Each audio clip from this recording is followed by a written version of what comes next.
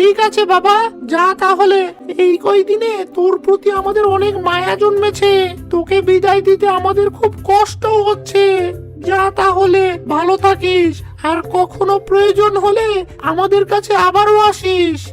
এরপর রাজু সেখান থেকে চলে আসে।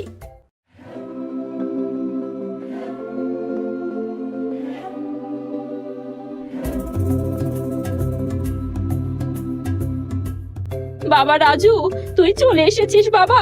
কোথায় গিয়েছিলি তুই?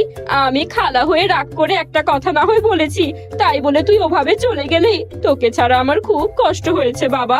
আমাকে ছেড়ে আর কখনো যাস না। আমি বুঝতে পেরেছি তুই আমার নিজের ছেলের চেয়েও বেশি আপন রে। তোমাকে ছেড়ে থাকতে আমারও খুব কষ্ট হচ্ছিল, তাই তো চলে এসেছি। আর ভাইকেও তুমি ভুল বুঝো না, ওকে বোঝালে ও ঠিক হয়ে যাবে। এখন থেকে ওর দায়িত্ব আমি তোকে দিলাম, তুই ওকে দেখে শুনে রাখবি। ওকে শাসন করতে হলে তাই করবি। আজ থেকে আমার দুইটা ছেলে।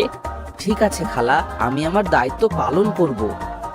এরপর তারা খুব ভালোভাবে দিন কাটাতে লাগলো, আর মিঠুও ভালো হয়ে গেল। বন্ধুরা, ভিডিওটিতে লাইক করে চ্যানেলটি সাবস্ক্রাইব করে দাও।